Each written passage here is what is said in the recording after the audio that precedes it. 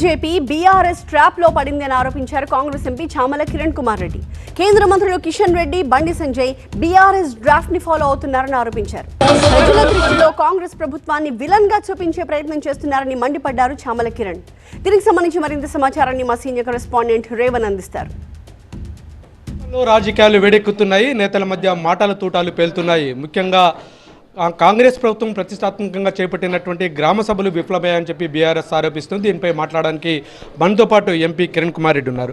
చెప్పండి, గ్రామ సభలు 4 పథకాలు అయితే ప్రతిష్టాత్మకంగా అమలు చేస్తున్నారో ఆ పథకాల అమలులో గ్రామ సభల నిర్వహణలో కూడా పూర్తిగా ప్రభుత్వం వైఫల్యం చెందిందని చెప్పి బీఆర్ఎస్ నేతలు కూడా ఆరోపిస్తున్నారు. ఎట్లా వస్తారు వాటిని? బీఆర్ఎస్ నేతలకు వాస్తవాలు చెప్పొద్దని ప్రజలను రెచ్చగొట్టే ధోరణే బీఆర్ఎస్ ఉన్నటువంటి పద్ధతి. ఈ రోజులలో 10 ఏళ్ళు వాళ్ళు పాలించి సంవత్సర పాలనను కూడా ఓర్వలేని తత్వం వాళ్ళ క్లియర్గా కనపడుతుంది.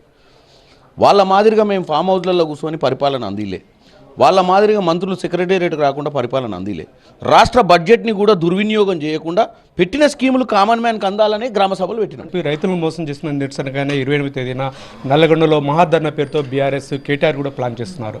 ఆ మహాధర్నాని మీరు ఎట్లా వస్తారు?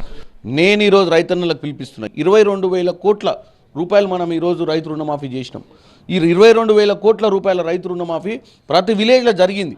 ఇవాళ కేటీఆర్ ఏదైతే రోడ్ల మీదకి వచ్చి ఈ తమాషా చేస్తుండో, నేను చెప్తున్న రైతులకు రోజు స్వచ్ఛందంగా వచ్చి కేటీఆర్ లాంటి వాళ్ళ దుస్తులను, ఈ డ్రామా బాజోళ్లను అడ్డుకోవాల్సిన అవసరం ఉందని పిలుపునిస్తున్నాను. నేను ముఖ్యంగా మీ నియోజకవర్గంలో భువనగిరిలో త్రిబుల్-ఆర్ బాధిత రైతులైతే పెద్ద ఎత్తున ఆందోళన కూడా చేపడుతున్నారు.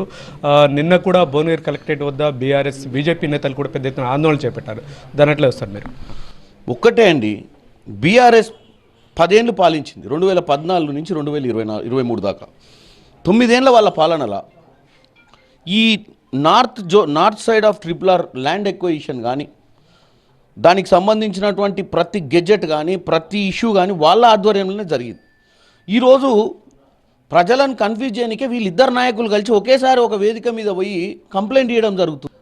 నేను ఇవాళ తెలంగాణ ప్రజలకు TV9 ద్వారా తెలియజేస్తున్నా, మీ అందరికీ నేను ఒక పార్లమెంట్ సభ్యునిగా, భువనగిరి పార్లమెంట్ సభ్యునిగా వీళ్ళ డ్రామాలకు అడ్డుకట్టేయాలంటే వాళ్ళందరినీ కూడా ఢిల్లీకి రమ్మంటున్నా.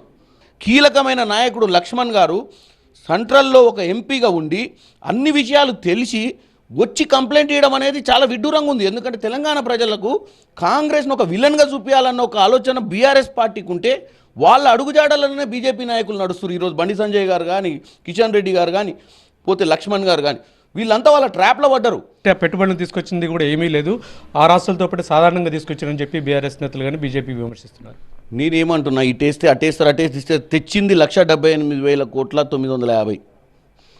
నేనేమంటున్నా, ఇన్ని తెచ్చినాం కదా, ఈరోజు ఎందుకు తెలంగాణ ప్రజల్ని మీరు కన్ఫ్యూజ్ చేస్తున్నారు? మీ 9 ఏళ్ళ హయాంలో ఇన్ని తెచ్చిర్రు, మా 2 ఏళ్ళ హయాం అంటే ఇది సంవత్సరంన్నరైనా 2 సార్లు ముఖ్యమంత్రి గారు దావోస్కు పోయారు. మేమేం తెచ్చినాం? దీని గురించి చర్చ పెట్టుకుందాం. రాష్ట్ర ప్రజలకు మాత్రమే తమ ప్రభుత్వం జవాబుదారంగా ఉంటుంది కానీ బీజేపీ నేతలకు కాదని ఎంపీ కిరణ్ కుమార్ చెప్తున్నారు. అలాగే ఏదైతే కేవలం బీఆర్ఎస్ నేతల డైరెక్షన్లోనే బీజేపీ రాష్ట్రంలో కొనసాగుతుందని చెప్పి ఆయన విమర్శిస్తున్నారు. Camera person కుశల్తో Revan, TV9 Nalgonda.